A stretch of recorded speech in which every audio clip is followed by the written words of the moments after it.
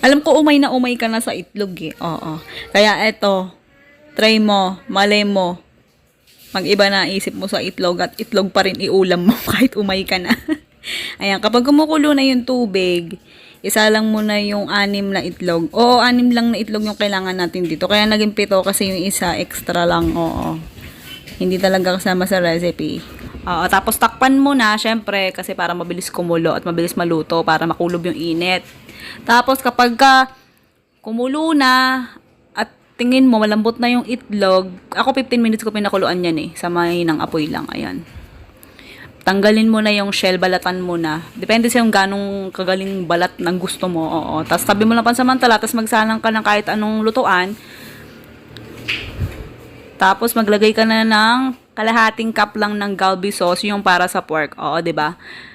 Anak ng manok to, pero pang pork yung nilagay nating sauce. Oo, tas toyo at saka red pepper chili powder. Yung red pepper chili powder, optional lang to. Pwede hindi ka maglagay kung ayaw mo ng maanghang. Kasi sobrang anghang nito kahit isang kutsara lang nilagay ko. Ayan, tapos sa squid balls naman, kalahating kilo tong nilagay ko. Pwedeng 250 grams lang ilagay mo kung tingin mo sobrang dami nito. Kung gustong pangkain lang, bawasan mo yung dami. Oo.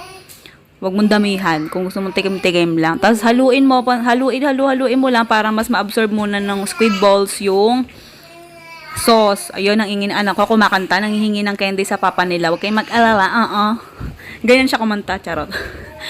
Ayan, tapos saka mo ilagay yung boiled egg o yung nilagang itlog. Tapos haluin mo lang din para ma-absorb din ng itlog yung sauce. Ayun, pati yung aso nakikiiyak na din. Oo. Ayan, haluin mo lang, syempre. Lahat ng pagluluto may halo-halo, oo. Ganun talaga. Tapos takpan mo kasi para mas medyo magpawis kasi hindi tayo naglagay ng tubig dito. Tapos pakuluan mo lang, lutuin mo sa 5 hanggang 6 minutes. Sa pinakamahinang apoy lang. Oo, para maluto yung squid balls. Huwag ka magala maluluto yan kahit ganyan. Oo. Ayan, after 5 to 6 minutes, haluin mo. Pagkahalo mo, tingin mo na halo na maigi, tsaka mapatayin yung apoy, ganun, oo. Ayan. Kung gusto mong itinda, nasa dulo ng video na to yung recipe at saka yung costing, kompleto na yon. Ipo-forward mo na lang, huwag ka nang magalit, huwag ka nang magreklamo. Oo, ganun lang kailangan mong gawin. I-forward mo ganun para di ka magkasala. Oo. Ayan. Bagal ng video natin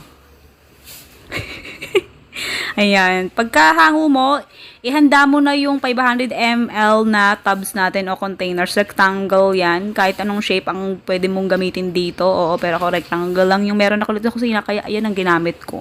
Oo. Tapos hatiin mo lang sa 6 na tub. Oo. Tapos yung squid balls, hatiin mo na lang din. Pero akong nahati ko to ng 8 pieces squid balls bawat isang container o tub. Oo.